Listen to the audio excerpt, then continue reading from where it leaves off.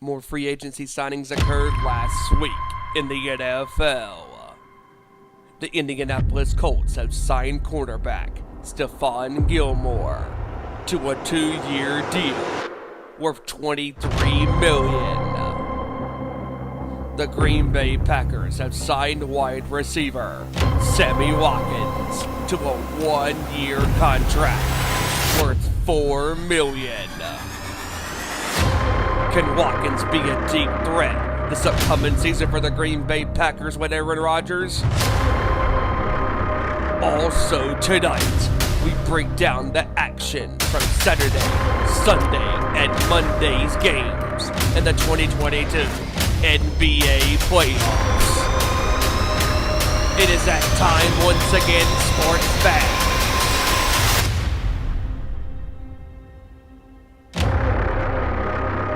It's showtime.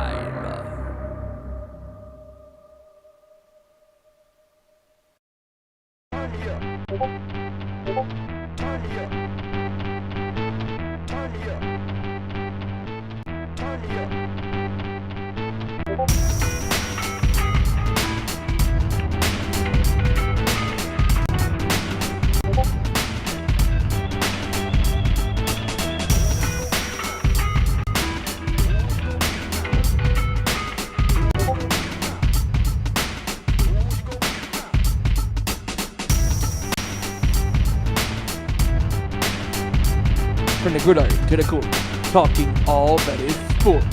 Members of the Busted Up Nation bring to you our Nation Sports Show. Here are your hosts, Ezra Vickery, Joey Thornton, Kevin Rorie, Randy Giron, and Stephen Wyand.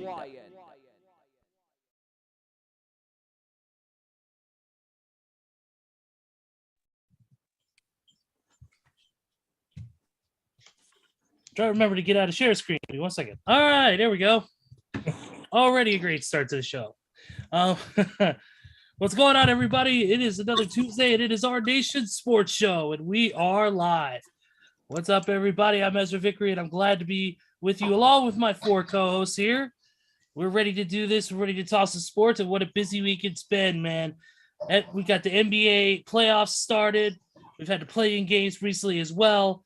We've had some football news, MMA news, of course, and it's going to be an interesting show. We got a lot to talk about, and we'll get right into it. But first, we got to go through the specifics on how you guys can follow us on social media and where to interact. Of course, you can interact with us on the YouTube channel, youtube.com. Just search our Nation Sports Show. We are at 93 subscribers. So get us there. We're almost there. People, seven subscribers left till we get that custom URL. As I always say, once we get that, it makes it easier for you guys to find us and for us to share content with you. So please get us there. Please share this video along with your friends. Share our channel with everybody you know. Get us that 100 subscriber mark. Also, you can follow us at Twitter at ON_sports show, Facebook.com/OurNationSportsShow, and Instagram.com/OurNationSportsShow. Also, don't forget to follow all of us on our individual socials, which will be posted at the bottom of the description, as well as hit my cosplay group up at Too Sweet Cosplay as well for all your cosplay needs. And of course, don't forget to hit up the Nation's Corner at Nation's Corner or the Nation's Corner on all of the socials, including discord.gg/Nation's Corner, where you can also interact with them during their show as well. And of course, their show is Saturday at 7 p.m. Eastern, 4 Pacific on youtube.com. So check them out as well for all things pro wrestling. All right, enough of that dissertation. Let's go ahead and get going, guys. We got a lot to talk about.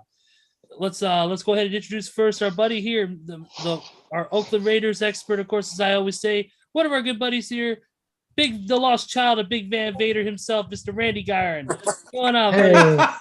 Hey, what's up, everyone? I want to say hi. I hope everybody's having a good week so far. Happy Tuesday to you. It's going to be a great show. Like you said, a lot to get to, and looking forward to the games tonight. There should be some good games tonight, and go from there. And I want to say hi to my pops, who's always watching and chatting, and to my niece Harper and my nephew Kenny. I think they're watching with my dad tonight, so I want to say hi to them, and I love them. I'll talk to y'all, and let's have a great show, guys. Absolutely, absolutely. And then next up on our list, of course, the man who watched his team absolutely fucking dominate the Denver Nuggets last night in a 20-point win in an absolute devastating fashion. The one, the only, Kevin Rorie. What's going on, man? What's going on, everybody? Happy Tuesday out there. I hope everybody's doing good. And I must say, what a time it is to be alive, to be a Warriors fan. Over the last 2 devastating years that we've had, I can proudly say that them boys are back in contention in the NBA playoffs. And boy, am I glad. Golden State is back in the playoffs, and they're looking really, really good. 2-0 series lead, and we'll get to that shortly. We got that to talk about along with the other games going on. And let's bring in the man. Let's bring in our next person. This man, of course, wearing the late great Kobe Bryant on his shirt today for the Lakers. The one team that actually didn't suck from the Lakers organization. But I'm not naming names. Ladies and gentlemen, please welcome my buddy Joseph Thornton. What's up, Joey? Hey, what's going on, everybody? Happy Tuesday. Hope everybody's having a great one. And I just got to say, here's a personal message to a certain NBA team called the Brooklyn Nets. Hey, Brooklyn, play defense for a full 60 minutes, not 59 minutes and 57 seconds. All right? Good. That is if you want to win. I don't think they want to win. Probably not. Probably not. We'll talk about that as well. We'll talk about that along with all the other NBA games here in just a moment. And of course, the patriarch of this show. Without him, the show wouldn't be possible. As I always say, my heavy metal brother from North Kakalaki, the one, the only, Big Steven Wyand. Steven, what's going on, my man? What is going on, everybody? Kevin, like you said, them boys, in mine and Ezra's case, are back in town because Golden State whooped ass on Denver up 2-0. We're going to get to those 2 games along with the rest of the NBA playoff weekend. Man, there were some good games this weekend, some blowouts, some NFL news came down the pipeline today. So without any further ado, let's go. Absolutely. Can't wait. Let's get ready to it, guys. The playoffs are here, and it's great to be a basketball fan, except if you're the Lakers.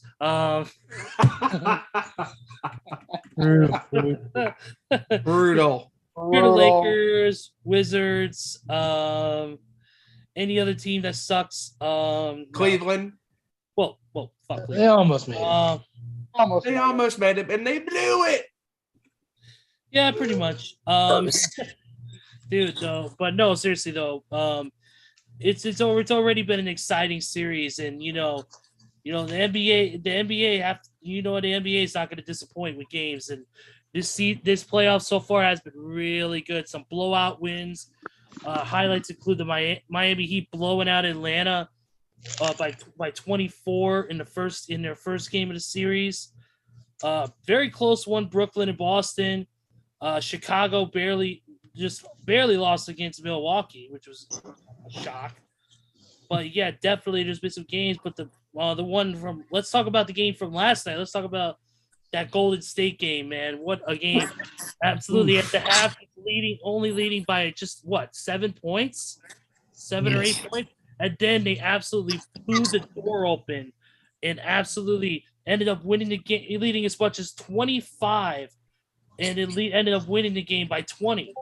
So an absolute dominant win by Steph Curry and company. Steph looking better than he's ever been, in my opinion, in playoffs. He's getting comfortable. It seems like this injury is not really that much of a problem to him. Klay Thompson shooting well. Draymond Green getting baskets. But the star of the game, no doubt, is Jordan Poole. Mm-hmm. Jordan Poole had a monster game, and he did a really, really great job. And absolutely just a phenomenal performance from Jordan. And really, this is the type of game I think, in my opinion, and my opinion is never correct, so don't mind me, is that, Golden State needed what we call a series win, a dominant win to prove, say, hey, You're not going to get past us on our home turf. And that's exactly what they did. They came in, they saw blood, and they went for the throat. So definitely got to commend Golden State for that. Somebody don't need to send it. I don't know what it's going to take, an email, text, fucking carrier pigeon, freaking smoke signals. Tell the freaking Denver Nuggets to show up. That second half, they went home. It's like leaving during the first half of Monday Night Raw. They went home to beat the traffic. Like, seriously, give me a freaking break. I mean, come on, guys. Come on, man. Kevin, I want to, of course, you being the massive Warriors fan, this is where I'm going to have you kind of, take the lead in just a moment here. I wanted to get real quick a couple of stats from that game, of course. Oh, yeah, we also got to talk about that game. Nikola Jokic getting ejected from the game as well because as you know, it was the frustrations you could see were being built up, and Jokic was getting mad, and he shouted at the ref and got himself teed up and ejected. It almost wanted to fight the damn referee. Wow.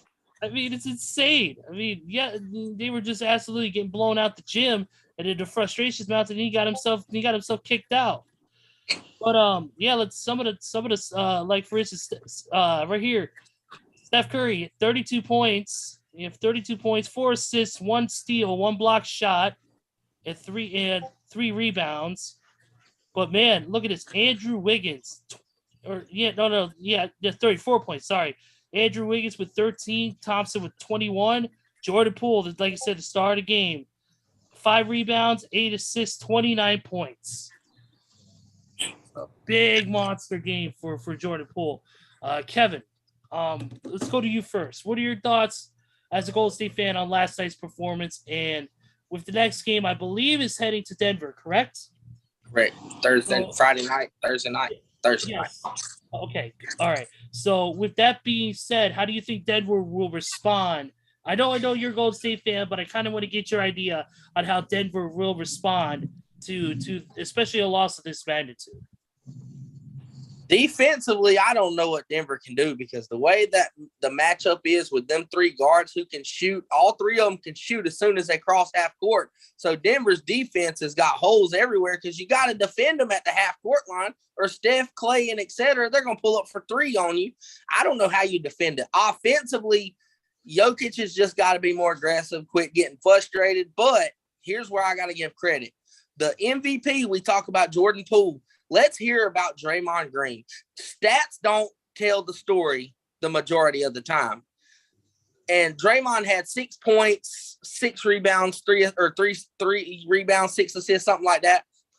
But the main stat that I want to look at is plus minus. I don't know if anybody knows what that is, but Draymond Green was a plus 27, meaning when he's on the floor on offense and defense, they outscored the Nuggets by 27 points in the game. The game before, he was a plus 29, meaning that offensively, he is their operator. He's what runs the show. He gets the ball. He sets screens. He runs the point forward. He brings the ball up. He calls the plays. He makes the decisions. Smart player. Defensively, all these people can say this team is undersized, but damn it, if Draymond Green hasn't gave Jokic one run for his money, I have never seen Jokic this frustrated, this cluttered up in the paint, can't get nothing to go. Draymond is just being a pest. He's getting rebounds. He's blocking shots. He's playing defense. He's playing physical. He's got Jokic mad, out of his ordinary gameplay. He's not in his normal style. And Draymond Green has really shut that paint down against Denver. And people talk about what happens when they see the Suns and Ayton. I mean, it's going to be the same thing. As long as Draymond Green is out there and being the Draymond Green we know, this team has a good chance of going all the way to the finals. And let's be honest here. I like Memphis, and we'll get to that game a little bit, but Memphis is too young for this Golden State team. Steph Curry, Klay Thompson, and Draymond Green, they are vets. They're savvy vets who are still superstars who get the job done. I don't see Memphis touching them. I think it'll be a collision course, like I've said all year on this show, between Phoenix and Golden State. And I think that can go 7 games either way. I can see either team winning. I think it's a collision course of Phoenix versus Golden State. And as far as Jordan Poole is concerned, man, what a bona fide stud he is. What a gem they found in that draft. And to be able to be trained under the influences like Stephen Curry and Klay Thompson, man, is he lucky, because now, like Stephen A. Smith said, he emanates Steph Curry. I mean, he's not a marksman like Steph Curry. Like, he ain't going to hit 3,000 threes, but he pulls up from half court. He has the range of a Steph Curry, a Damian Lillard, and he's got handles. His crossover is so smooth, and watching how he operates in these games, man, Golden State's got the future. They've got the present and the future all on one team. They have the now and a championship window with Steph and company and the big three, but they also have their future in Jordan Poole and Jonathan Kuminga. And that's what I like about this team. This team and Bob Myers, they know how to draft. They know how to build. They drafted Draymond, Clay, and Steph all in the draft. They build around those guys. Now they got Jordan Poole. They're building for the future. And this team's going to be hard to beat. I don't see any teams that have the guards to be able to defend. And there's one last thing about it. Here's where Jokic is getting frustrated, and they realize Jokic doesn't play defense. So what they're doing is getting him involved in the pick and roll action up top. And guess what? Steph is crossing him up, going right by him for layups. Jordan Poole's crossing him up, getting open looks. Jokic ain't no defender. He's confused out there. Phoenix will be a little tough story when they get to that far in the road, because Phoenix is – DeAndre Ayton's a pretty good perimeter defender as a big man, so that's going to be a little tougher. But like even Mike Malone, he even says we got to play better if we even want to win one game or even have a chance at winning one game. He's admitting that this is a slaughter fest. And Charles Barkley said that game's over. 2 more games and they send their ass home. Send their ass home. They're terrible, like Charles Barkley said. They're terrible. They're confused. They don't know how to defend the screens. They're getting caught up. They're getting confused. They're hurting their heads trying to wrap their heads around that offense. And all I got to say is Golden State's looking pretty damn strong right now. Yes, they are. Absolutely. Anybody else got thoughts on that big win last night for Golden State and what Denver's got to do to really get back into the series? Just the absolute total domination by Golden State. I mean, Kevin, you were talking about the plus for minus numbers. Curry scored 34 points in 23 minutes. He was also a plus 32 off the bench. I mean, off the bench. Mike Malone said that's the greatest 6 man in NBA history. Yep. I mean, my goodness. I mean, just the stats don't lie in that first half, because Denver in that first half they had somewhat control. The big man was getting domination. Jokic was doing his thing. He was rebounding, getting offensive rebounds, scoring the basketball at will. And then that second quarter, Golden State went on that traditional Golden State run, 26-6 run, and at one point scored 16 points consecutively in a row. And they went up 57-51 at the end of that first half. And then, let's be honest, fellas, that game was over in the third quarter when Golden State put up 44 points on Denver. Denver had no match for Golden State's offense. I mean, when your 3 guards are shooting the lights out in the gym and you can't guard, like you said, Kevin, I mean, Denver's not even defending Clay or Steph or Poole, because if you're not getting a guy in their face to make the shot difficult, they're going to make it easy because they shoot so consistently. I mean, and Jordan Poole's stats are crazy. Like you said, 29 points, 10 of 16 from the field. I mean, just amazing how good this kid is. And this is like an inverted lineup of what we've seen. The 2015 team death lineup, you had Andre Iguodala, of course, and Harrison Barnes. 2017, you had Kevin Durant and Iguodala. Now, this is just as good as a lineup with Andrew Wiggins and Jordan Poole, because, yet again, you have 5 guys on the floor at one time who can play point guard, who can bring the ball up, who can handle the ball, who can make plays. And Denver, they just look lost. Like they don't know whether to go over the top of a screen. Andrew Wiggins also, don't let me get started. Andrew Wiggins can bust it if he has to. He ain't had to because Jordan Poole and Steph Curry's been going crazy and Clay's been going crazy. Clay don't even have to be the number 2 option right now. He can play like the number 3 option like he did when Kevin Durant is there. That is what's crazy because Jordan Poole, how much he has stepped up. This Golden State team reminds me of that 2015 championship team, the team that I actually enjoyed, that put the fun in basketball because you had your 2 superstars in Curry and Thompson doing the damage along with some great role players, and all that stuff. And just the way Golden State is playing right now, they might be a 3 seed in the Western Conference bracket, but they are playing like a championship caliber team after these first 2 games against Denver. They are going to be a force to be reckoned with come the rest of this run in the playoffs because Phoenix has a tough road against them. And just the way Golden State's been playing, I mean, it would not surprise me if Golden State is representing the NBA Finals out of the West in June in a couple of months. I mean, because that's how good this team is. I mean, this team has quickly rebounded from the last couple of years when they really weren't that good. After all the injuries that Clay had and Steph has had, I mean, now they're back in full strength and they're playing phenomenal basketball. Yes, and Jokic is, listen, he's got to be more disciplined. He can't be getting frustrated because you're going to struggle. All the great players have struggled at times. Kobe, Michael, LeBron, KD, Paul Pierce, Ray Allen, Kevin Garnett, Larry Bird, Magic Johnson, you go down the line, all the great players have struggled, from the field, in these playoff situations and they've gotten frustrated. I mean, but you got to keep shooting and you got to keep believing in your teammates and you can't be getting frustrated. He had 5 fouls and he had 2 technicals and he got ejected, obviously, in the game. And the biggest thing that Denver has to do, they have to play consistent. They have to play smart basketball. And Jokic has got to believe in his teammates because that's what's going to kill them in these next couple of games. Because if they want to make this a series, they got to start Thursday. If they lose Thursday, it's over. It is over because they're not going to come back down 3-0 against Golden State. I mean, they have so many problems on their team. Their defense was not great in these 2 games, especially last night. I mean, at the end of that 3rd quarter, it was already over. I mean, what was the point of playing the last 12 minutes of that game? It was over, done and over with. And if Denver wants to show up and play and win, they got to start Thursday. Exactly. And Kevin, you made a lot of great points in that game. The fact that Jordan Poole is becoming an outright stud with the basketball. Wait. Time out.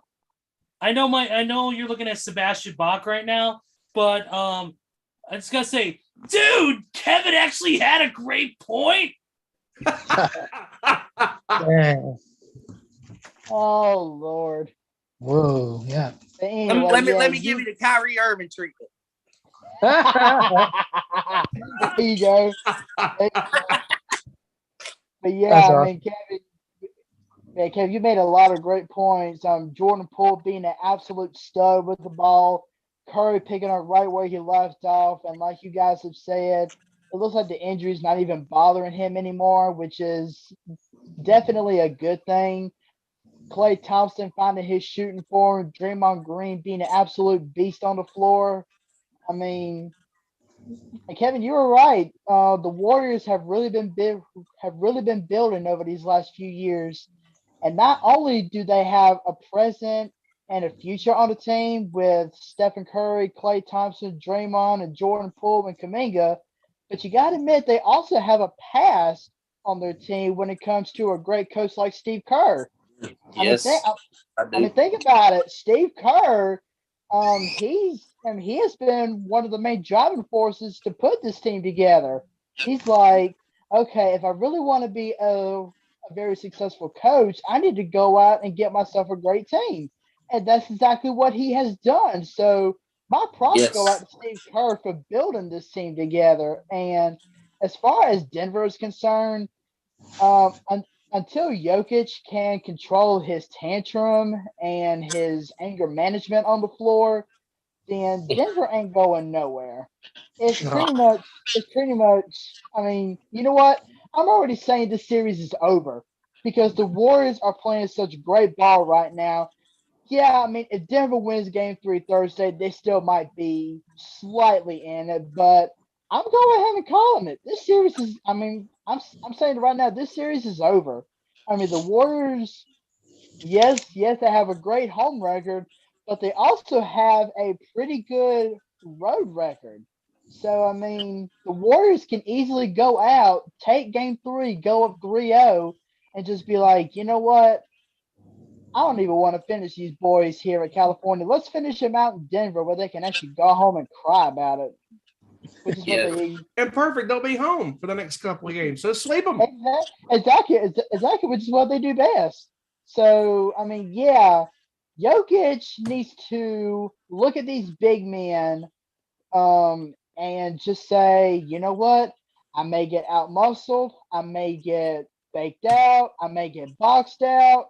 But the thing I got to do is I cannot let my anger and my emotions and my temper get the best of me, because if I do that, it's going to let the whole team down. But obviously, he hasn't learned that lesson yet. And honestly, I don't think he's going to at this point. So remember, this happened last year against the Phoenix Suns in the semifinals when Jokic got kicked out the game for fight because he was frustrated. I believe it. He got pissed off trying to punch somebody in a foul. And you're right, Joey. Like, Steve Kerr is a hell of a coach. People don't give him credit. Exactly. He game planned for Nikola Jokic. He said, you know what? He can't play defense, so let's put his big soft ass on the perimeter and let him go one-on-one with Steph Curry with the handles. Let him go one-on-one, cross him up, put him in the spin cycle, and take him to the rack every time. Good coaching by Steve Kerr. You know who Steve Kerr reminds me of, the way his coaching style? He reminds me of Phil Jackson, the way he coaches, because Kerr, he is such a master at exploiting the other players, especially a star player's weaknesses. I mean, when you put Jokic on any of the Splash Brothers or even Jordan Poole, it's over. It's over. Good luck. And it must be nice to be able to be a coach like Steve Kerr, because remember, he played under Phil Jackson. He played under Greg Popovich. So, I mean, he's got to pick up on something. So, good job, Steve Kerr. But I'll tell you something crazy. When I tell you that Jordan Poole has emanated Steph Curry, what I also mean is, for the first time over the last 6 years in the NBA, someone that is number one in free throw percentage over Steph Curry. His name is Jordan Poole. He's beat Steph Curry out by 0.3 of a point or percentage to beat Steph Curry for the free throw percentage this year. Nice. And one last statement, then I'll be done. The fact that we were talking about, or Kevin, you were talking about how, Golden State is the number 3 team and Memphis is number 2, and saying that how Memphis is not really going to be that competitive against this Golden State team. I definitely agree with that, because Memphis has Ja Morant, but still, I mean, Memphis has a lot of youth on their team that can't really match up to Golden State's potential. So I think it's going to be Phoenix and Golden State in the Western Conference Finals too. And if you ask me, I think the only reason Memphis is the number 2 seed is because the Warriors had quite a few injury problems, which limited their spectacular big 3, or now can I say big 4 gameplay, with Jordan Poole becoming an absolute bona fide stud. So that's the only reason Memphis is ahead of Golden State, because of Golden State's injury problems that they had. Yeah, I think it's just a big problem for the rest of the league that Golden State's all healthy at playoff time. So good luck trying to beat them, because experience, I put it in the chat, experience wins every time. And those guys have been there, done that. And that's all. I mean, from here on out, man. The experience does win every time, unless you're the Los Angeles Lakers. Yeah. Unless you're there, yeah. Yeah, but all a couple of these teams, looking at the Heat, Celtics and stuff, have been there, but the Golden State's been there and won, so they know what to do. And of course, it all comes down with, like you said, the coach and discipline and game plan, and it'll win. Like I said, it'll win every time. See, and not to mention real quick, I saw this morning after they went over the highlight on Sports Center. The Warriors have won 13 of 14 series whenever they've won the first 2 games of the series. And honestly, I don't expect that to change anytime soon. No. I think the Warriors just going to keep winning and winning if they go up 2-0 in the series. Yeah, Definitely. I agree with that wholeheartedly. Let's go ahead and let's talk about one of the other big games this past week, and that was Game 1 between the Boston Celtics and the Brooklyn Nets. Oh, yeah. Talk about that. It was a hell of a game, close game from start to finish. In the end, Jason Tatum with a shocking buzzer beater to take down the Nets in that first game, 115 to 114. First of all, in my opinion, how the fuck do you let that happen? Freaking Yeah, how in the world do you let somebody get a wide open layup but let that be a buzzer beater? How do you put up your hands to salute the crowd with one finger, and you can't put one hand up to stop Jason Tatum? Give me a break. Exactly. Give Which me is a break. why I said in my intro, Brooklyn needs to play a full 60 minutes of defense, not 59 minutes and 57 seconds. I mean, just saying. Exactly. I mean, just a great all-around basketball game between two teams, that we thought, were going to be on a collision course, and they are obviously in the first round. And Boston blew a 15-point lead in that game. But the biggest takeaway of that game for me is Durant struggled. He struggled big time from the field. Yeah, he scored, 27, 29, whatever points. But he struggled to get those points. Kyrie was good, 23 points for KD. And KD struggled, and he was 9 for 24 from the field. Just not a good stat sheet, for KD. Yeah, the points are good, but the percentage-wise is not good. And, Kyrie needs to be more focused on, quit playing into the crowd. Yeah, I get it. You want to have fun with the crowd, because the crowd is booing you and stuff and all that good stuff. Hey, Steven, I don't mean to interrupt you, but with your point on Durant, yeah, he had 23 points, but he was just 9 of 24 for shooting. Yeah. And but Kyrie was good from the field. Had in that fourth quarter, he caught fire. 18 points in that fourth quarter. 39 points for the game. And the biggest thing for me with the Nets is, can they be consistent? Because in that first half, it was a struggling time for Brooklyn. I mean, KD and Kyrie had multiple turnovers in that first half. It was ugly for them. And Game 2 is a crucial game for Brooklyn tonight because they cannot afford to go down 2-0 to Boston. And speaking of Boston, Jason Tatum with the biggest shocking game winner so far of this postseason. And honestly, Tatum, to me, it could lead this team to the Eastern Conference Finals. Because, Kevin, we talked about it on the show a few weeks ago. We would not be surprised if Boston makes a run to the Eastern Conference Finals in May. I mean, man, this team has got some studs. I mean, Al Horford had a great game. And when Boston's big players were shining, they can't be stopped. And I really love that final play because Marcus Smart had a three-pointer, and he could have been the hero. But I just love that final play because Tatum said it in the post game. He said, Smart could have shot the three-pointer, but when he pumped and the two players flew by, we made eye contact, and that's when he threw the ball to me. And I was like, that is an excellent play to find the cutting Tatum at the basket and to score the game-winning bucket. I mean, just a great game. Great game by both teams. And you know what? I want to make one point, and y'all had great points on the team game and good final play by Boston and good cut by Tatum. And what a stud Tatum is, by the way. I just want to make something clear here. I have Kevin Durant. Here is why he struggled. He didn't just struggle because, he was off. Watching that game, Jason Tatum and Jaylen Brown punked Kevin Durant. They were stripping him. They were playing physical. And to be honest, I'm not saying Kevin Durant ain't the shit because Kevin Durant's the best scorer in the world. I'm just saying Jason Tatum, going back to last year in that series, he was putting up his own against Kevin Durant. Now this year, he was playing physical with Durant. He was stripping Durant, blocking his shot, stealing the ball, contesting good. And honestly, I ain't seen Kevin Durant that punked out since Patrick Beverley in Game 1 against the Los Angeles Clippers in 2018. I've never seen him punked out like that. Kevin Durant he wasn't used to it. He was off. He didn't know what to do. And Game 2 is crucial. If I'm a Brooklyn Nets fan or if I'm a Kevin Durant fan, I want to see Kevin Durant go put up 50. I want to see him put up 55. Like, he's got to make a statement because right now the statement is Jason Tatum's the best player in that series so far.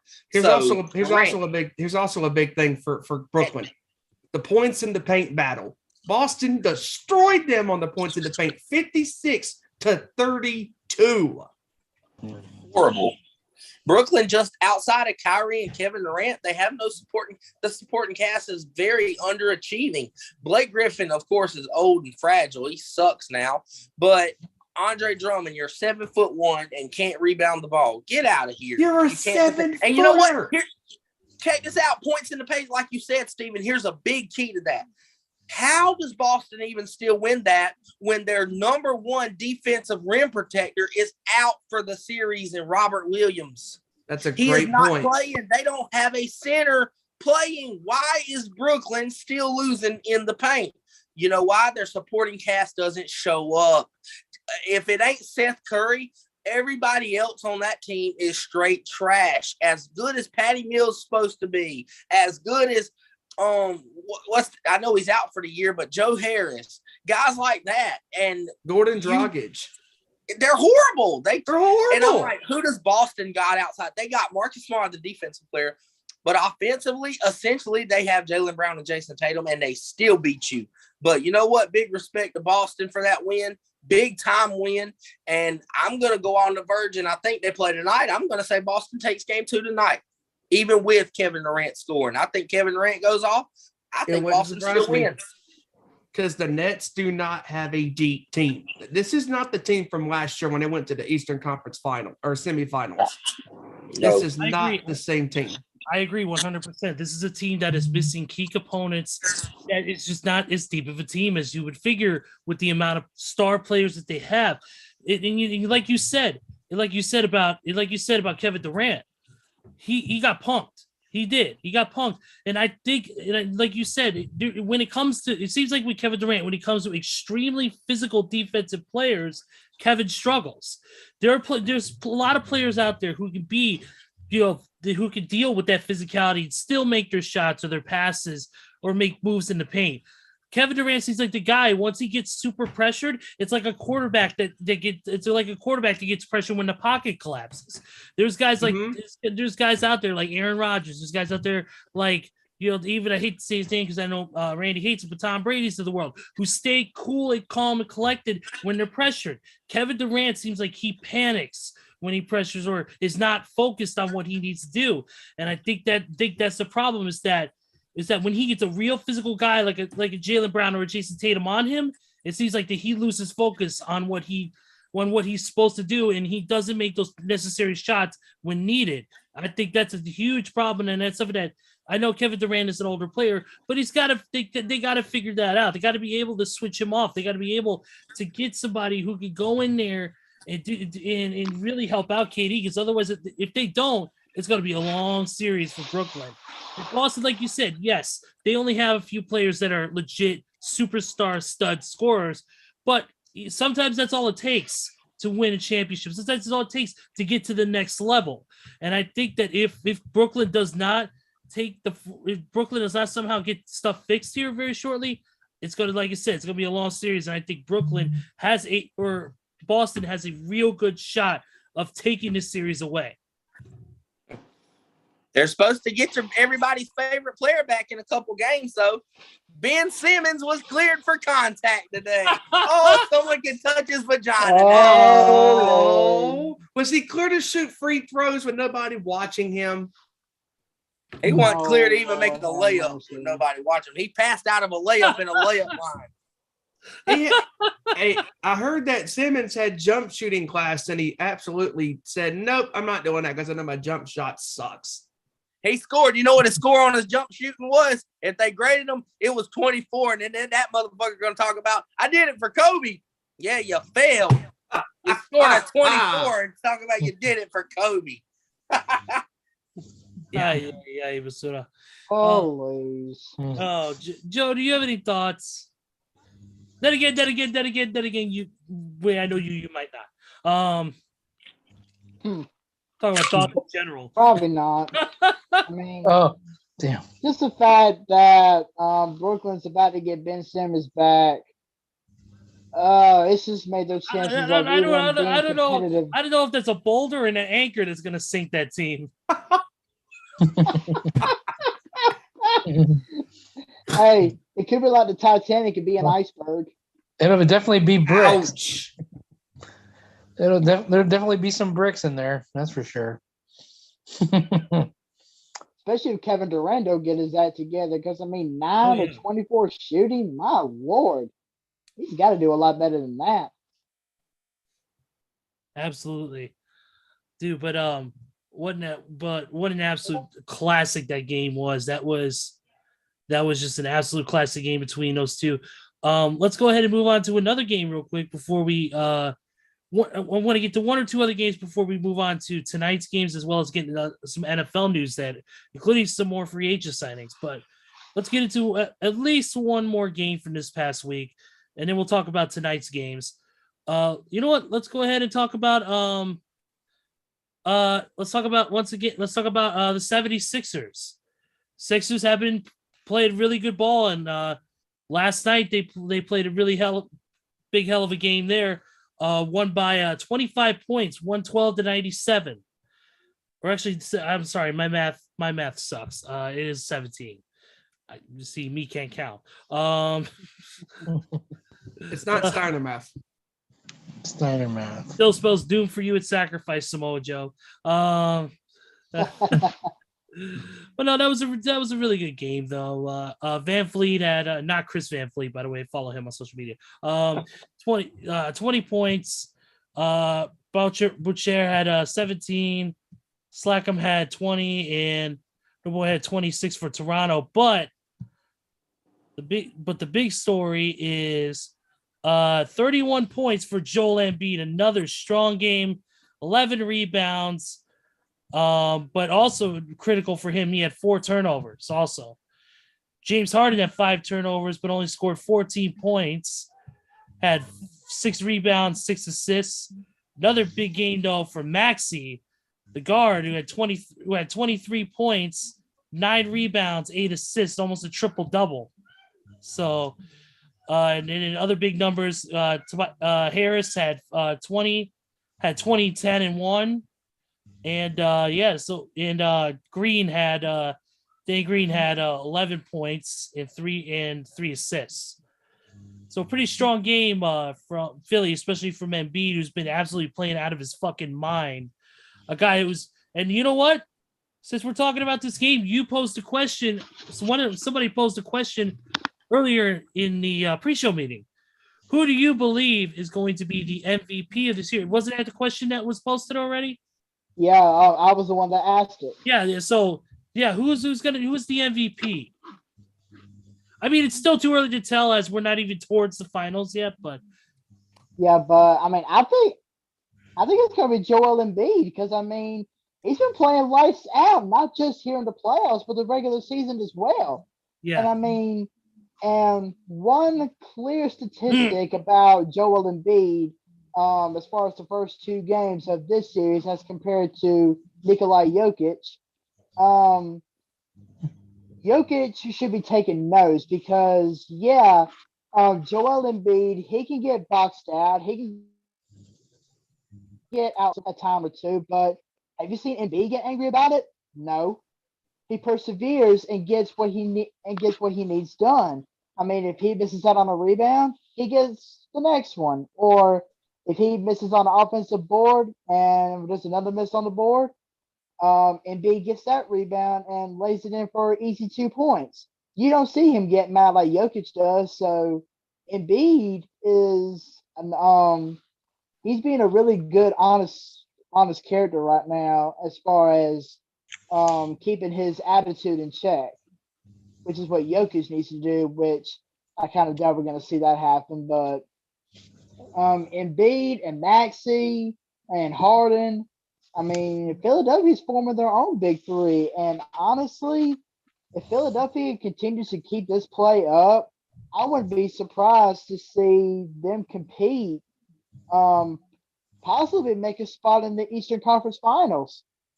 Of course, they might have to get past Boston to do that, but I mean, even if they do meet up with Boston in the quarterfinals, it's still going to be a pretty awesome match. Yeah. Absolutely. Matchup. Oh yeah, Absolutely. Absolutely, I agree. And I agree that I think, Joel Embiid will be the MVP this year just because he's been playing out of his mind. Absolutely. This guy is a beast. He's dealt with injuries. I know he's dealt with all this stuff, but he's really coming back and he's really showcasing who the hell he is. And that's exactly, to me, he's just been so dominant in every facet, scoring, rebounding, he assists. That guy is so damn good at what he does as an overall player. I mean, to me, he's one of the best scorers and one of the best just overall sculpted players out there. I mean, it's going to be a tough call with who's going to be an MVP, whether it be a Joel Embiid, a Steph Curry, whether it be one of them guys. You know, it's going to be interesting to see who ends up being at the end of that. But I mean, it's going to be close. But I think Joel Embiid has got a real good shot at winning that MVP, and I'm going to go with him.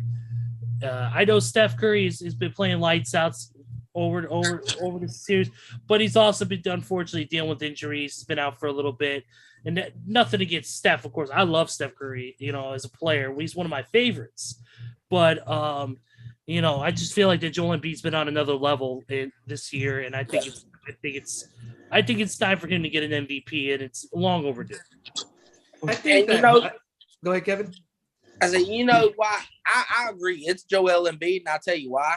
In the game they play today, centers are non-existent. It's about 3-point shooting, and Joel Embiid has consistently scored 30, 40, 45, 46. And you know where most of his points came in? Inside the paint. A true center. He reminds you of Shaq, a young Shaquille O'Neal from the Orlando Magic, the early Lakers Shaq, the guy who can just dominate the paint, double team, triple team. It doesn't matter. He scores. And to be able to succeed like that in a game that's being played like it is today with 3-point shooting, man, you got to give it to him. It's got to go to Joel Embiid. No question. Yeah, I think he's had a quiet MVP season too. I haven't really heard too much about him. He's been consistent, almost won the scoring title. I mean, he's done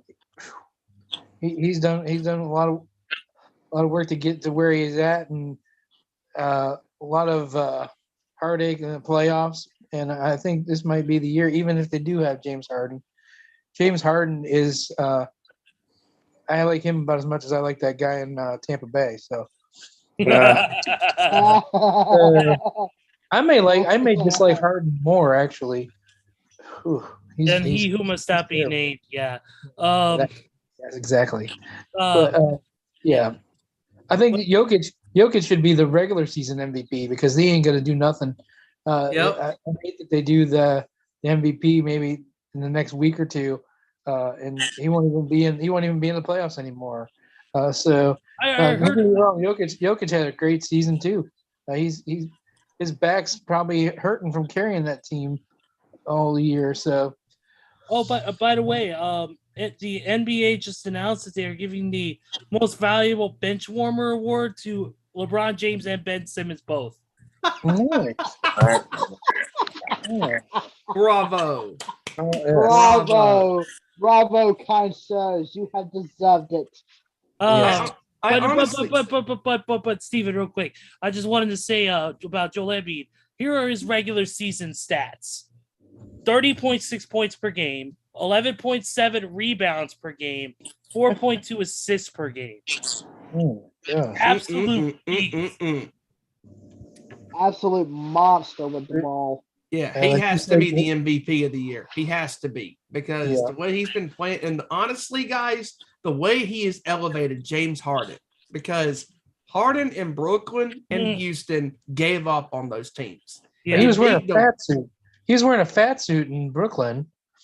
the 'Cause he way didn't Harden want is to play, playing now, it's better. And this is honestly, and this is no lie, this is his best shot at winning a championship, because Embiid, the way he plays, he is a dominant center. I mean, he's, like you said, Kevin, he reminds me of Shaq. I mean, the way Shaq was so dominant back in the Lakers days when the Lakers were actually good. Hey, imagine that. Just the way he commands, attention. Give me the ball to dominate the big boys on the block. And the way he plays with such intensity. I mean, he is an excellent player, and he's been healthy this year. And when he's healthy, Philadelphia is actually successful. And Harden, even though he struggled in the game, 14 points, 3 of 9 from the field, 1 of 4 from the 3-point line, he still contributed in other factors of the game, stealing the ball, assists, rebounds, etc. And I really think that Philadelphia has a really good shot this year at going to the Eastern Conference Finals. See, here's my thing, Steven. The key to why Embiid is so successful this season compared to seasons past, and I tell you a good one, it isn't James Harden, because he was even doing his thing even before then. Yep. The reason is they got rid of Ben Simmons, who can't fucking shoot. Nope. Insert Tyrese Maxey, who can shoot, who can score, who can run the point guard, and voila, opens up the paint. Joel Embiid dominates. Maxey's dominating. It's not James Harden. It's Tyrese Maxey. This kid is another Jordan Poole, another stud found late in the draft. And he should have been on the list for most improved player. I don't get it.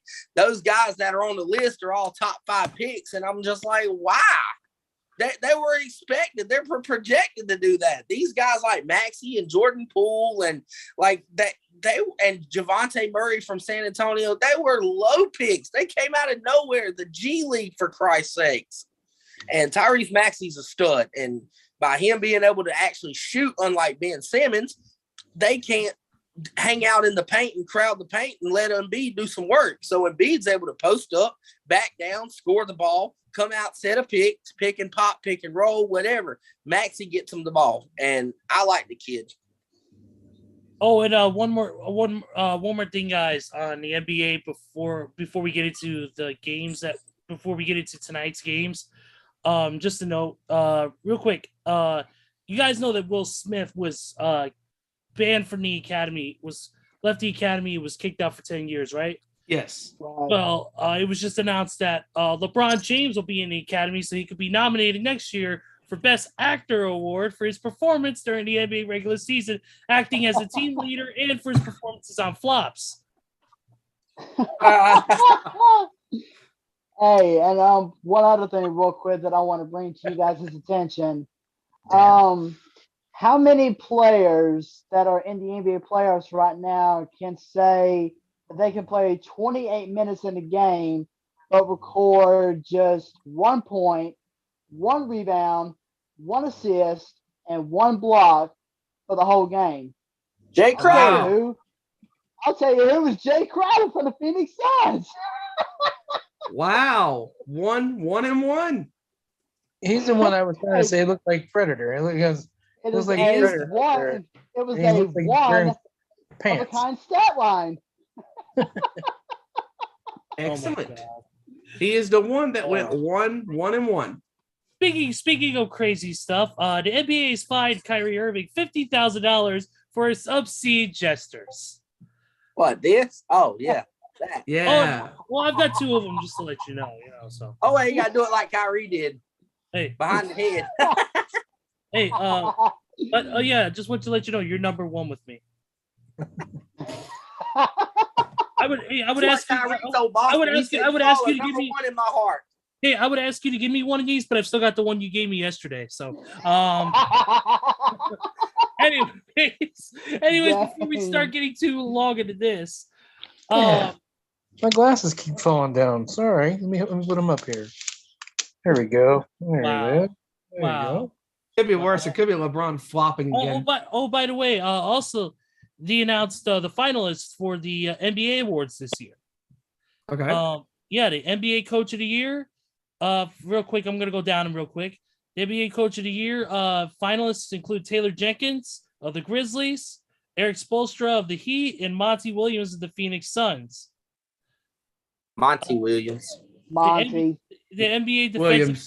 Yes. The NBA Defensive Player of the Year finalists include Michael Bridges from the Phoenix Suns, Rudy Gobert from Utah Jazz, and Marcus Smart from Boston. Ooh. Marcus Smart, by the way, was already declared the winner by Gary Payton and Boston yesterday at practice. Nice. Yeah, that's what I heard. Yeah.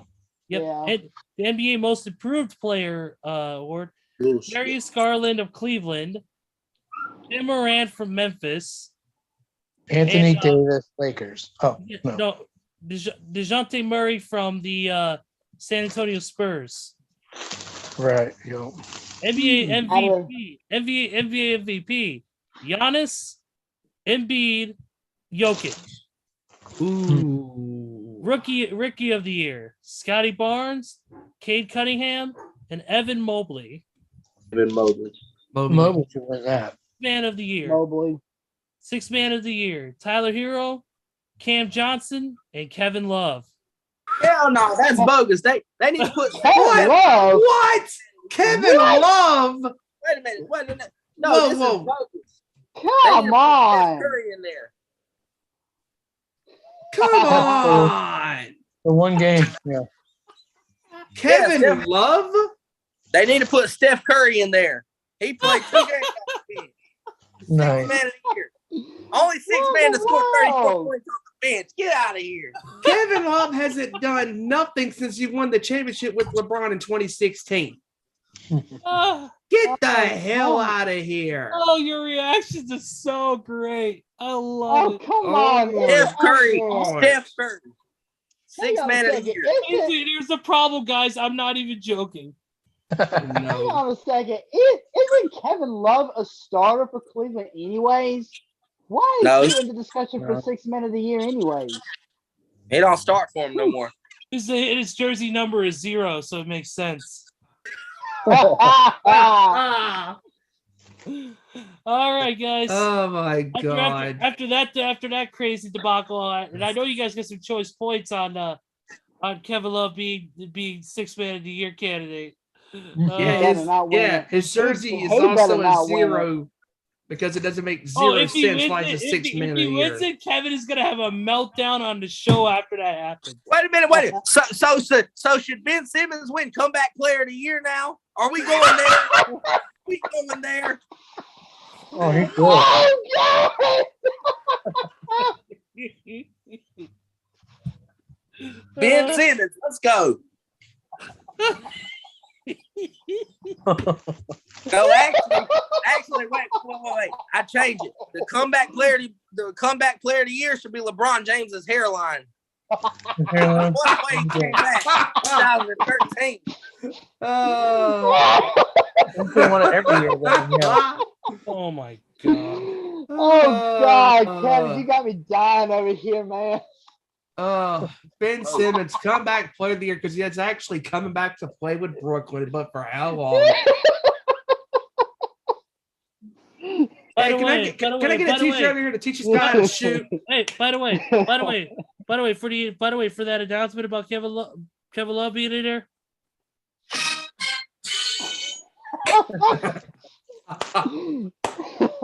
Oh God. Oh, This is some 2K bullshit. Oh, by the way, here's something to lighten the mood. By the way, after that, Sir. Yes, sir. the never-ending story of. And Brian has added another victim to that list. La Rosa Negra. She is now a fan of Monkey versus Donkeys. I feel bad for you, by the way. But anyways, moving forward, moving forward, before we get on the before we all start buying Kevin Love 00 jerseys when he wins 6-man. Let's move forward. Let's talk about the current games that are going on tonight, and including one game that's already started. The first quarter is coming to an end. It's Miami and Atlanta 26-21. Miami over Atlanta right now. And then at 8:30 Eastern we got Memphis versus Minnesota. Yeah, we got Memphis versus Minnesota, and then the Pelicans versus the Suns at 10 p.m. Eastern. Hey, I got one thing to say. Can we acknowledge that Memphis is in a damn dog fight? They are going to be in a dog fight. Yeah. Memphis is so young. That's what's hurting them. They don't have no experience on any part of the floor. And in Minnesota, Karl Anthony Towns is a vet. D'Angelo Russell is a vet. Then you got a dog on the defensive side of the ball like Patrick Beverly, who's a nuisance. Man, I could see Minnesota with the upset. I could see this going 6 or 7 games. I can see it going either way. I can see Ja Morant pulling a miracle out of his hat and dominating, but I also could see Karl Anthony Towns dominating and winning the series itself. That is my biggest concern with Memphis in this series and going forward. If they do make it past Minnesota in the first round, they do not have the experience that the rest of these teams, Phoenix, Golden State, Dallas, the rest of these teams going forward in these playoffs, because Ja Morant is a young player. He's a dominant player, but he's not an experienced playoff player, because when you have experience in the postseason, it carries you far.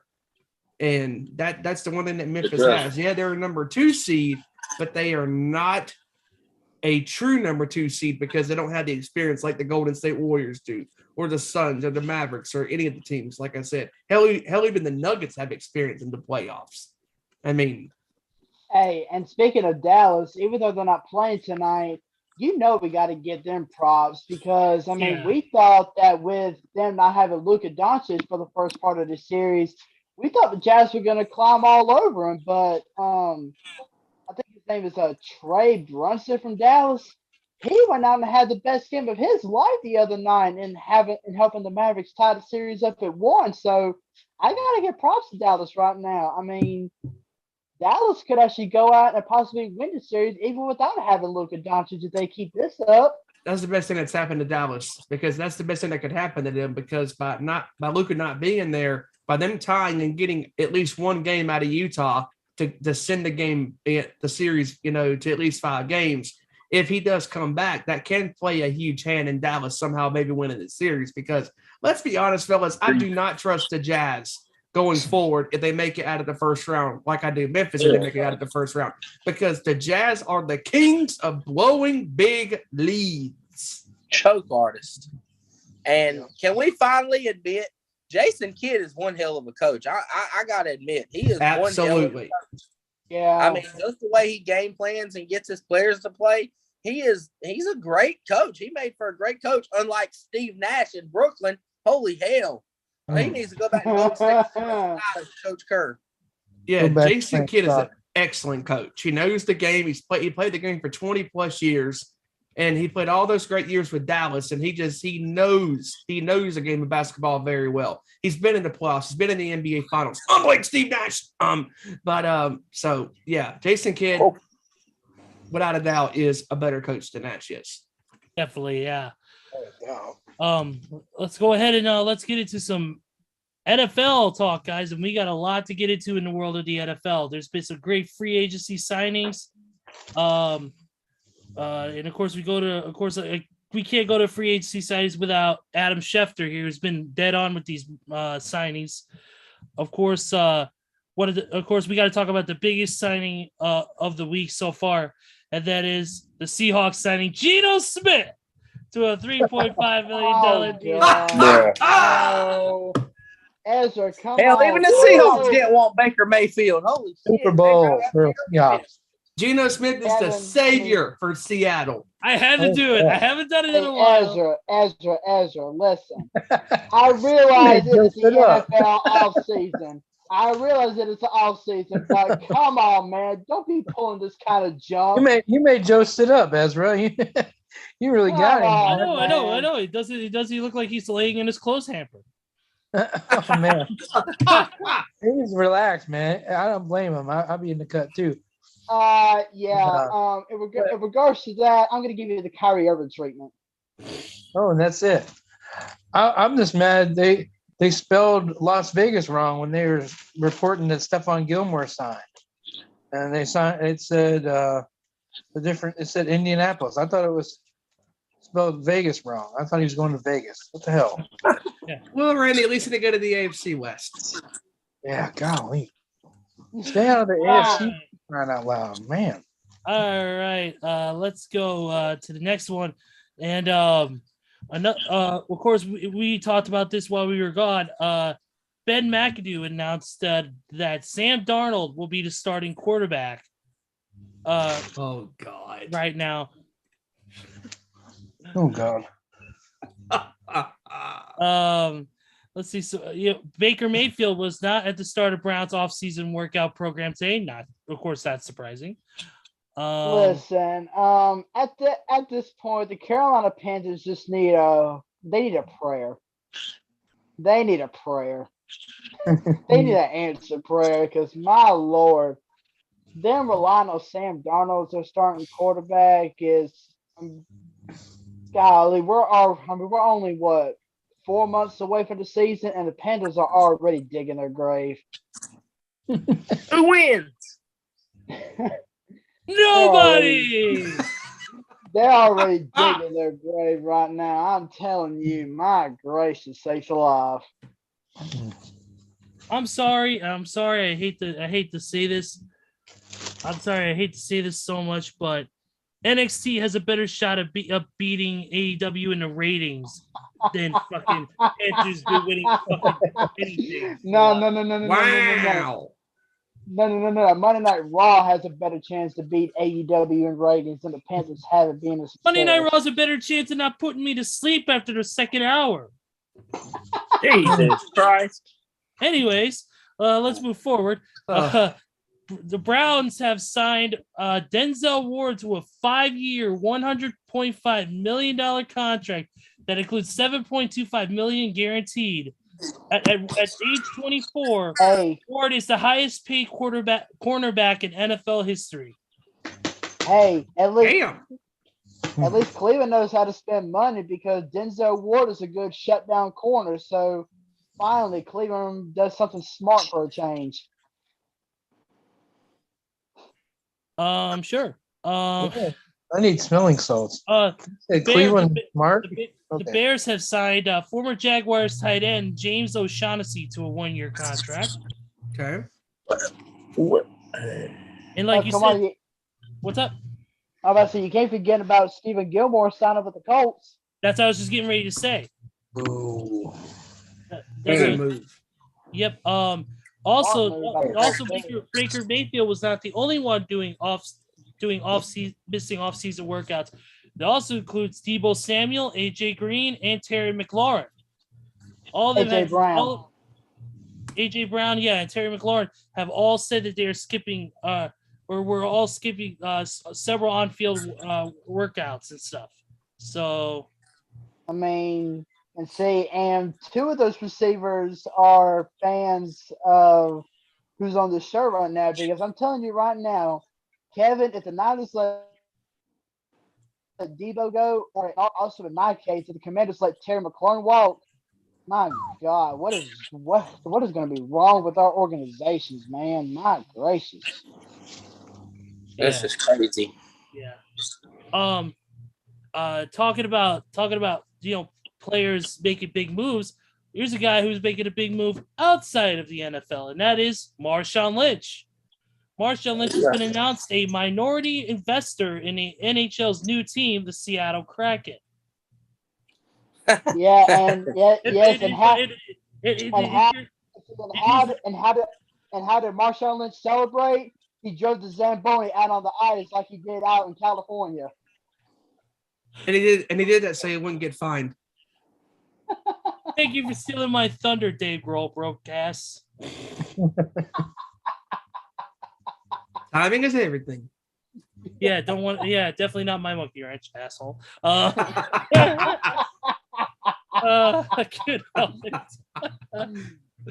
No, that's cool that Marshawn Lynch is. I mean, all these players are investing in teams, football teams, basketball teams, soccer teams.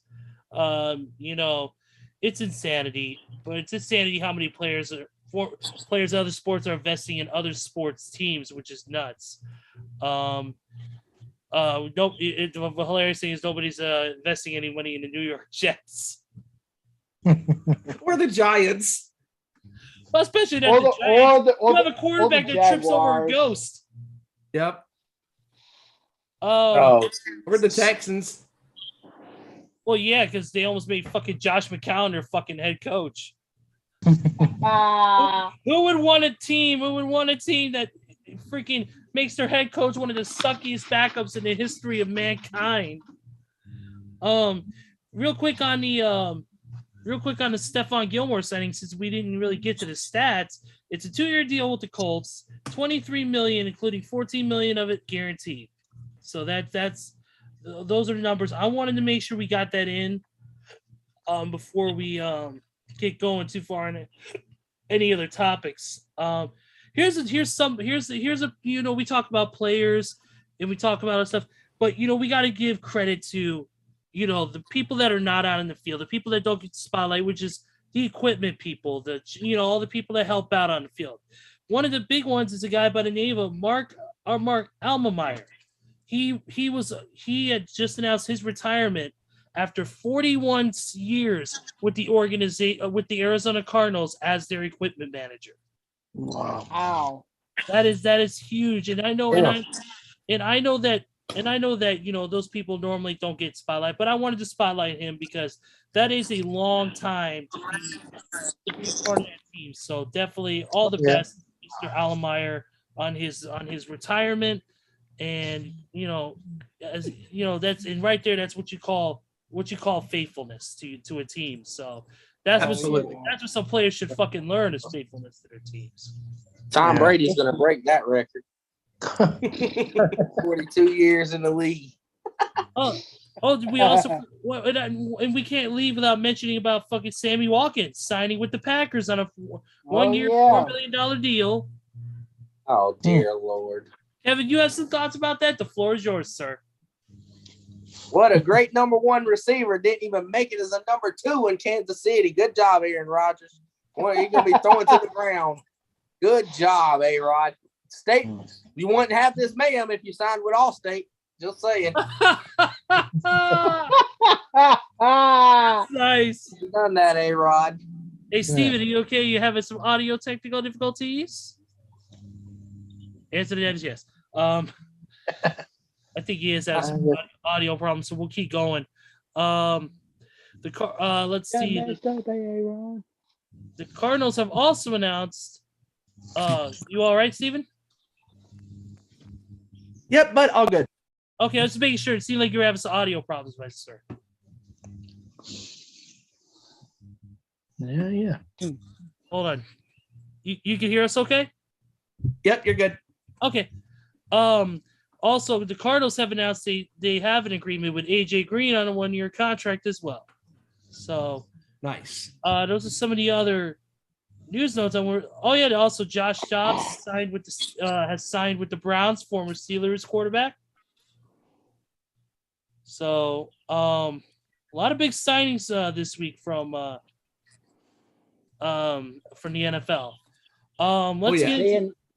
What's up? What you got, Joe? To mention is, I was going to say real quick, it's almost crunch time. The NFL draft is next week, so these teams better start getting their draft needs ready. Oh, by the way, just to let everybody know, we are not doing a live NFL draft show. Hell no. Last year we did it. We were on for 5 hours. Never again. Never again. Are y'all serious? Let's do it. Come on. I'm not going to name the name. What the hell? Hey. I'm not going to name the name of the person who originally fucking helped start the show, but the dude decided, to do an NFL live draft show. We were on there for 5 hours. There wasn't enough caffeine in the world. I slept during the second round live on camera. It was terrible. Oh my god! But I drank a 2.5 liters of Code Red, and it still didn't help me. nope, it was terrible. It was terrible. Well, the show's on Tuesday now, so I'm Thank not God. gonna worry about that. I'm not gonna have to worry about that. Thank God. Oh my God, yeah. Thank God on that one. Another signing was Watkins signing with the Green Bay. Yeah. While you were dealing with your audio thing, we actually mentioned it, but yeah, what are your thoughts on it, Steven, real quick? I don't mind it per se. I think it's a good move for Green Bay, but I don't think Sammy is a true number one to Green Bay. I mean, he's a number two, at best, but he's not a number one. No. Also, real quick, this comes from Jeremy Fowler. Jarvis Landry visited the Saints this week, and he'll be there tomorrow as well. So, wow. He's also the Browns are also in the mix to get Jarvis as well. So, some competition, a little bit of competition for a former 5-time Pro Bowler. So, yeah, we'll see what happens. But another big question rolling around is what's going to happen with Seahawks and DK Metcalf, because I've been hearing that Metcalf has been linked to a lot of teams lately. Most notably the Green Bay Packers. And honestly, if the Packers can pull out something to land Metcalf, it'll finally give Aaron Rodgers a number one receiver other than Adams to throw to, because Metcalf is a great receiver. Yeah, I agree. And if they can get him, that'll be Rodgers' biggest deep threats that he's had on his football team since his Super Bowl runs with Green Bay. Yep, absolutely. And those first couple of championship games that he was in with Green Bay, when he had Jordy Nelson and Randall Cobb and just a lot of great players back in his first part of his run. Yep. Don't forget about Greg Jennings. Yep, Greg Jennings, Donald Driver, James Jones, etc. So, yeah, definitely. Let's go ahead and get into a little bit of baseball talk. And one of the big stories that came out today was that former World Series champion and former Chicago Cub Jake Arrieta has announced his retirement after 12 seasons. Of course, Jake Arrieta, former Cy Young winner, former champion with the 2016 Chicago Cubs, which was a big thing, 108-year drought that was snapped. Yep. During that season, and one of the highlights of my life personally to see that happen, because God rest his soul, my dad, he was a Cubs fan, and he got to see the Cubs win a World Series in his lifetime. So definitely for that. Awesome. Yep. Awesome. But yeah, just like I said, Jake Arrieta, big, huge part of the organization, a guy who's considered now, especially now, a legend in the Cubs organization for helping out with closing out that last series.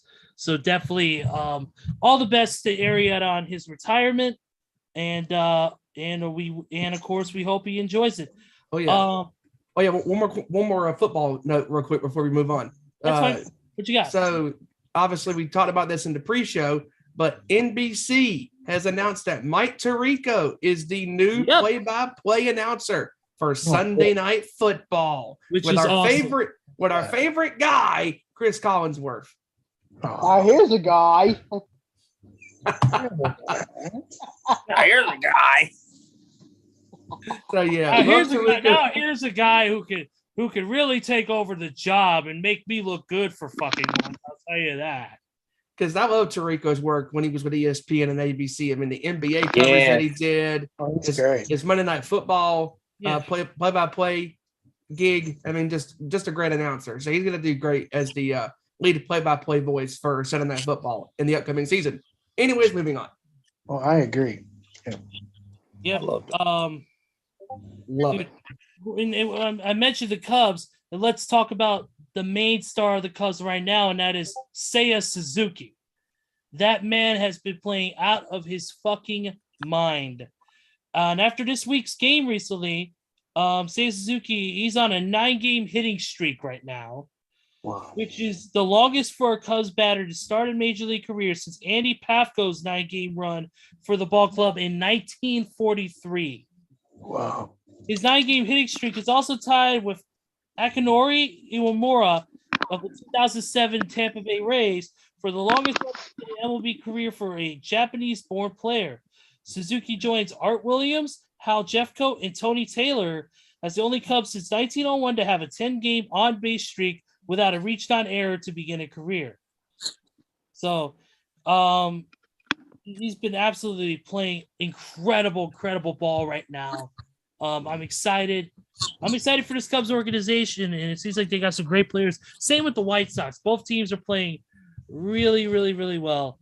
I just wanted to highlight that. And also, I wanted to highlight this. Also, the Colorado Rockies got a huge signing by signing Kyle Freeland to a 5-year contract extension with a 6-player vesting player option.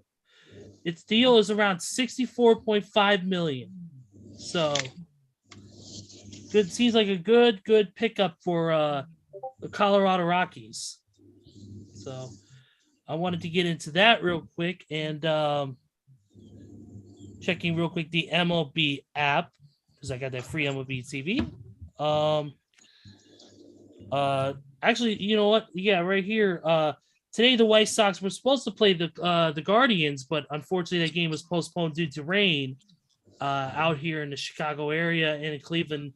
We'll be getting hit with some storms, so it's been a little bit crappy weather, but whatever. Let's go down some scores real quick if we can get to them real quick in the world of Major Leagues before we move on to other scores. Tampa Bay Rays leading the Cubs 3-0. Diamondbacks Nationals are 0-0 on the top of the 6th. Giants and Mets are 0-0 on the bottom of the 3rd.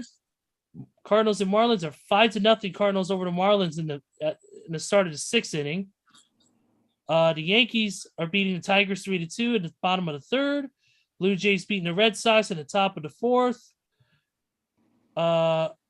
Let's see. The Brewers are beating the Pirates 4-0 in the 3rd. Astros and Angels 0-0 bottom of the 1st. Twins and Royals bottom of the 1st, and the Rockies and the Phillies are currently doing warm-ups right now. Later tonight at 9:40 Eastern, Orioles and the A's. Shout out to Hijacker Mike. I know Hijacker Mike won't be on with us this week. I know he was planning on jumping on with us, but he's currently out with his wife or his girl in Jamaica right now. Yes, he is. So enjoying a nice vacation. Enjoy it, man. You will enjoy it very well. Enjoy it, man. Definitely. And also, real quick, a shout out to our buddy Front Row, who was getting ready to head on a cruise going from Miami to Nassau, which happens to also be the route that Jericho's Rocky Wrestling Ranger takes as well. Reds and the Padres at 9:40 Eastern. Or 9:40 Eastern, Rangers and Mariners at 9:40 Eastern, and at 10:10 Eastern, Braves and the Dodgers. And also final games today, Nationals beat the Diamondbacks 6-1, and the Mets and the Giants, Mets beat the Giants 5-4 in the 10th. So it must be a couple double headers today, probably from some postponements. But let's move on since we covered that. Wanted to give a quick note on the passing of an NHL legend by the name of Mike Bossy. I don't know much about him right off the top of my head, as I'm not as a big NHL fan as a lot of people are. But according to these couple of websites here that I'm going to about Mike Bossy, some of his he was a player who played. He played 11 seasons. He mainly played with he only played for one team, and that was the New York Islanders. So he stuck with one team.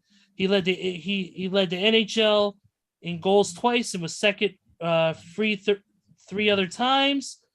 Bossy was voted to lead the league's first All-Star team as a right wing 5 times, with 3 further selections to the second All-Star team. He's one of 2 players to score consecutive Stanley Cup winning goals in 82 and 83, and the only player to record 4 game-winning goals in one playoff series, which was the conference final in '83. So, legend in the world of a Hockey Hall of Famer in 1991. They voted one of the greatest 100 greatest NHL players of all time.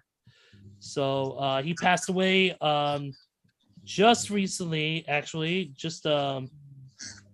Let's see what real quick. I'm sorry. This is a lot of current information I'm trying to pull up. He unfortunately passed away from lung cancer on April 14th at the age of 65. So a loss in the world in the NFL or NHL, excuse me. Great player, Mike Bossy, a legend, and especially with the Islanders. Definitely will be missed. But let's get into some MMA news real quick. And apparently there is a rumored matchup that is being set between 2 bona fide stars in the world of MMA, and that is Johnny Bones Jones and Stipe Miocic. Whoa. This is a huge fight in the making. Yup. Hopefully John Jones can freaking actually stay together and not fail a post-fight drug test. Or get himself arrested. Yeah, well, can't put your stock in that. Damn sure. Neither one of those things. Absolutely. That should be a hell of a fight. You know, of course, Stipe Miocic, former UFC heavyweight champion, one of the baddest dudes out there. And then, of course, Johnny Bones Jones, outside of all the legal stuff, an absolute legend in the octagon. Lengthy guy, fought multiple divisions, former light heavyweight champion. Absolutely one of some of the most precise and deadliest strikes in the game. Steven, your thoughts? I hope this fight happens, but if it happens, it's going to be a great fight, and it's going to generate a lot of money for the UFC. And man, just the biggest thing is John Jones. You got to stay away from the law, because just he is nothing but trouble. And this fight needs to happen, because if it happens, it's going to be one of the biggest selling pay-per-views in the UFC in a long time, super long time. Absolutely, it's a mega fight. Yep, it's a mega fight that could sell out any arena around the world. You put them in any arena. I don't care what it is. I don't care if it's Madison Square Garden. I don't care if it's T-Mobile Arena. I don't care if it's freaking even in a football stadium. I guarantee you sell out 40, 50,000 people in a football stadium just for a fight of that magnitude. Speaking of great fights of a great magnitude, I wanted to talk about real quick. There's one fight that everybody wants, and that is Dustin the Diamond Poirier versus Nate Diaz. That's a fight that everybody's been wanting. Well, Nate Diaz's birthday was this past week, and Dustin Poirier had sent him a message on Twitter stating "Happy birthday, Nathaniel. Now, how about you get that contract signed so I can whoop your ass for your birthday?" Oh, That'd be a good fight too. Oh, absolutely. So that would be an awesome fight. Also,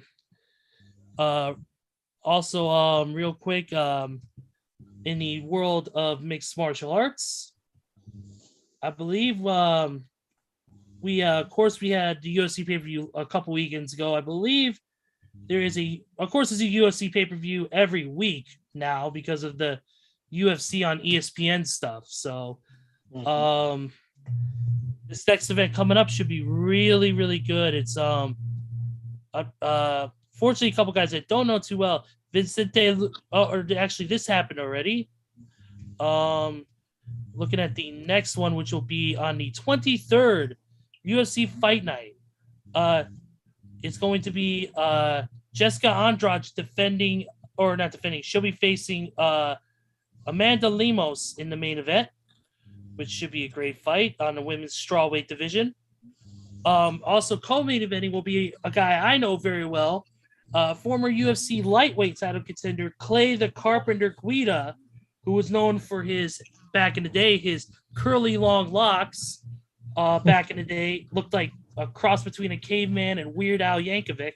Going to take on Claudio Puelles, and then also featherweight Lando Venata versus Charles Jourdain. Macy Barber versus Montella De Rosa, and Manuel Cape versus Sue, whatever his last name is. I can't pronounce it, unfortunately. I don't want to butcher this one. But definitely a strong card. That'll be on ESPN Plus. Anything else you guys want to get into before we close out the show a little bit early, since we got through all the NBA talk pretty quickly? Hey, I do want to say one thing that I just read into. Okay, what's up? What you got? Adam Schefter is now reporting that A.J. Brown and Deebo Samuel have both independently audited and stopped their deal, decisions and negotiations, that they do not want no deals, and both of them in the next coming days should be requesting a trade. Wow. Whoa. And I also read, as far as from the 49ers things, that it's not on the front office. They said John Lynch offered $31 million a year, $31.7 million, right on the table, guaranteed. And Deebo just wants out. Same way with A.J. Brown. He wants out. And Wow. I ain't heard nothing on Terry McLaurin, but I know them two. They're cutting their organizations off, and they're the ones, not the organizations. So all these 49er fans can stop blaming John Lynch now, because it's not on the front office. Yep. This was solely on Deebo and his agent. And coincidentally, I didn't realize this, but Deebo and A.J. Brown have the same agent. Pretty kind of suspicious in my book, but we'll see how it all pans out. That calls for it. That definitely does. That's going to be interesting, because, Brown and Deebo last year had some breakout years with their respective ball clubs. And when they're healthy, both of these guys can tear up football fields. But you got to also, my thing is this.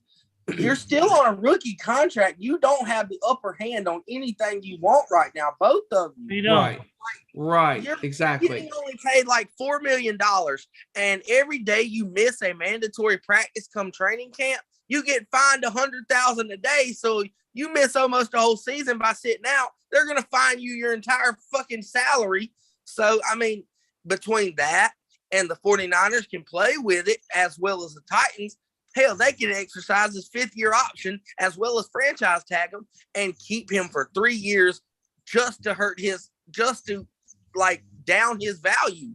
If they wanted to, if they want to be petty, or they could trade him. And right now at his peak, they probably can get 3 first-round picks out of it. If Tyreek Hill got all of that, if the Chiefs got all of that for Tyreek Hill, I know the Jets and the Panthers and them dumbass teams, I know they'll be stupid enough to give up 3 or 4 picks and another player. They're that dumb. Yeah. With A.J. Brown. Yep, absolutely. Wow. But let me ask you guys this, as far as, because Brown and Samuel want to be traded. Yeah. Where do you guys think is the best places, respectively, for these two guys to go to? Because stay in the NFC. No coming to the AFC at all. AJ Brown can leave, and you know what? Breaking news: Deebo Samuel signs with Tampa Bay. Oh God! No. I'm kidding. No. Honestly, I don't know. I really don't know. This is all breaking news, so it's really hard to contemplate. I think I have a general idea for Deebo. Now, hear me out. I know somebody. Let me say this right now. If it's the Commanders, I'm gonna virtually slap you in the head.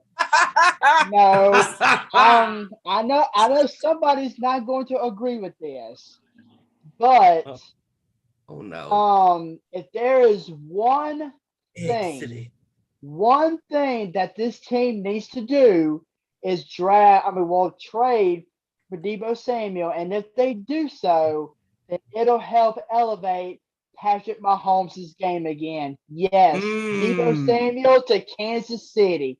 I think that if Kansas City can get it done and bring in Deebo to replace Tyreek Hill, it'll help elevate Patrick Mahomes' passing game once again. See, I can see a couple of teams, and I know Randy will be mad about this one, but one of them I can see the Los Angeles Chargers because they need that. They need that yak guy. They need a guy who can get yards after the catch. The Chargers can desperately use someone like this, but I'm also thinking the Miami Dolphins. He's got ties with Mike McDaniel, offensive coordinator in San Francisco. Is it a coincidence that he just got a realtor to buy a house in Miami? I'm thinking Miami, the Chargers, and as far as AJ Brown, I'm thinking New England for him. I'm thinking New England. I might even think he might come to San Francisco. Who knows? They might flop him. I don't know. Miami just got Tyreek Hill. If they can somehow land Deebo Samuel too, oh my gosh! Imagine what that'll do for Tua as the Miami Dolphins quarterback. Imagine what he'll be able to do with those two boys. He'll have plenty of weapons. That's for sure. Oh yeah, God, he will. But Joey, you have an excellent point because if Deebo goes to Kansas City, that right there will help out Patrick Mahomes. And hell, even if AJ Brown decided to go to Kansas City, that would definitely help Kansas City in a way. Would he be a true number one? Maybe, because Juju Smith-Schuster is definitely not a true number one. He thinks he is, but he's not. Absolutely not. All Juju cares about is doing TikToks on teams' logos. And Scantling is a number 3. So if they get Brown or even Deebo, they'll have, a good receiving core. Yeah. And of course, not to mention, Mahomes still has Kelsey as his tight end. Hell, what if Brown ended up in the Chargers? It's a long shot, but you never know with the NFL. You never know. You never know. I think Chargers would be a good fit for Brown. Yeah. Yeah, but thank you for breaking that news, Kevin. That was good. I'm glad you caught on that. Anything else you guys have? I think that about does it for me. I think I'm good. Okay, before we close it out and everything, want to send a special shout out to Mission Pro Wrestling. Want to say what a great show they had this past weekend. Oh, yes. Awesome program. If you didn't catch that, please go to Title Match Network. It's only $9.99 a month. You go watch all the Mission Pro shows, plus all the ones in the past, including some of the best shows from the past, including the Conroe shows where Dave LaGreca was at, including all the different ones you can find. You can also watch other promotions as well on there. So definitely get out there and watch Mission Pro and Title Match. That match between La Rosa Negra and Maddie Rankowski, man, that was a banger of a match. Absolutely. Dude, that was one of my favorite matches out of the entire weekend of wrestling that I watched, including also I did watch New Japan Windy City Riot, and what a great show from New Japan. Trivia fact real quick on that is that will be the last wrestling show at the Odeum in Villa Park, Illinois. They're no longer doing wrestling shows at that venue. Oof. Okay. So New Japan gets to be the last one to do a show there. But what a great night. Jon Moxley, Will Ospreay put on a hell of a performance. It was a bloody brawl into the crowd and back in the ring. Tables were broken, chairs were used. It was a brawl and a half. And of course we got some matches built up for Capital Collision coming up, including Eddie Kingston versus Tomohiro Ishii, and also Brody King taking on Minoru Suzuki, which is going. Oh, dude, that's gonna be awesome! Absolute banger. So I'm excited for that. That'll be later on in the year, but all that and more will be covered with pro wrestling on what show, Steven? What's that? I said all that and everything else in the world of pro wrestling will be covered in what show? The Nation's Corner. And right. this Saturday, you can catch Tony, Deb, and Christina talking about the world of professional wrestling, 7 p.m. Eastern, 6 Central, 4 Pacific on youtube.com/The Nation's Corner. Follow us on Twitter at Nation's Corner and everywhere else. Facebook, Instagram, everywhere else. It's the Nation's Corner. Subscribe, folks. We're getting up there. Last time I checked, I think we were like at 259, something like that. And we're heavy on subscribers. On the sports show. Oh, on the sports show, we're at 93. 93, yeah. And Nation's Corner, I believe they're at 259 last time I checked. Yeah, we're getting close to that 100 subscriber mark. That's why I said in the beginning of the show. Oh, yeah. Come on, guys. Share our stuff. Exactly. Because getting that custom URL, it's going to make it that much easier finding us on our platforms and stuff. And it's easier for us to share content as well. Absolutely. Because you don't have to talk about that long freaking URL. Absolutely. Absolutely. Definitely that special shout out to Mission Pro. Great show from this weekend. That more will be discussed in Nation's Corner. Also before we and also I want to get the specifics out of the way before we get our final thoughts. Of course, don't forget to follow us, Owen_sports show on Twitter, Facebook.com/Our Nation Sports Show, and Instagram.com/Our Nation Sports Show. Follow us there. Follow Steven at Steven_Wyand. Follow Joe at RollTide_1992, right? Yeah, roll_tide 1992. Yeah, roll_tide 1982. Follow me at Deadman469 across all my socials. Follow Too Sweet Cosplay. We will be having an announcement for C2E2, which will be coming up hopefully soon. So keep an eye on our social medias for that as well. Also don't forget. Also, don't forget to follow all of us, like I said, social media, wherever you can find us. Interact with us, guys. This is what this show is here for. We're here for interaction with you all in the wonderful world of sports. And I can't wait to do this again with you all next week. Let's get our final thoughts out of the way. Mr. Randy Giron, your final thoughts. Yeah, hey, great show tonight, guys. The analysis on the playoffs so far was great. The rest of the playoffs should be amazing. The games that are on tonight should be real great. The Heat and the Hawks were almost tied at halftime. So it's been a pretty good game there too. I was just getting ready to actually ask you for score updates, since I know you're watching the game live right now. Let's see if it's on here. I got it right here. It's 56-54 Miami.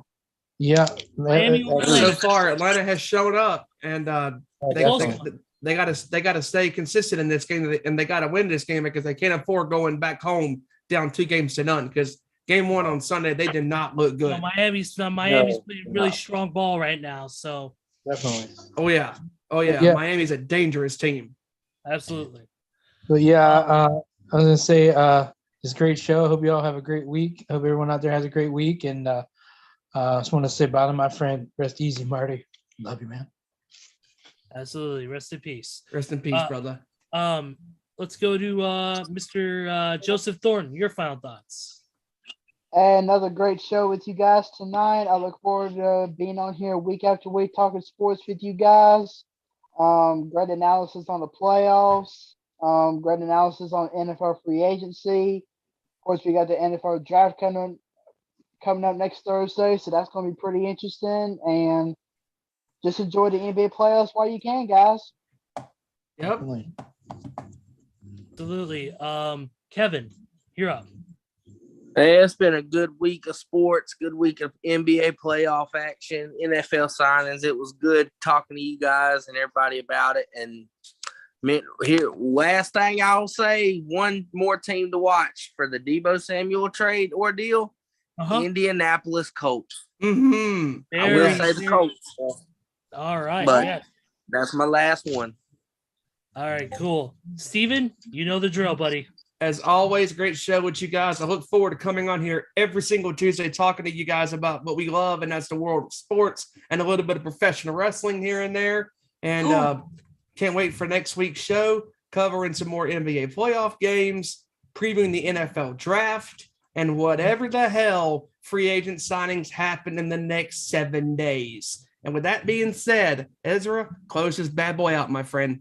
Absolutely, and I agree, Steven. It's been great. It's awesome doing this with you guys after the week that I've had, especially after what happened Easter Sunday, when I was driving to get my parents breakfast, my mom's breakfast, and unfortunately the back driver's side of my vehicle got completely destroyed. Yeah, I got hit on Sunday. Luckily, just with a sore back. Otherwise, says that I'm good. Right now we're in the process of getting things together on the vehicle situation. So, but otherwise I'm fine. So definitely I'm glad everything's all good. Knock on wood. But we got to close this bitch out. Thank you guys, everybody watching. Don't once again follow our socials. Get in touch with us. We'll be with you guys again next Tuesday, same time, same place on YouTube. So for Kevin Rorie, for Stephen Wyand, for Randy Giron, and for Joseph Thornton, I am Ezra Vickery, and we will see you right here next week for another great edition of our Nation Sports Show. Take care, everybody. Have a great week and enjoy the NBA playoffs. Peace.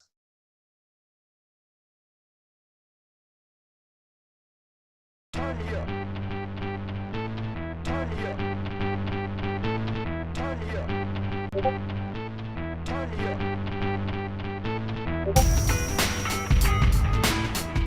here.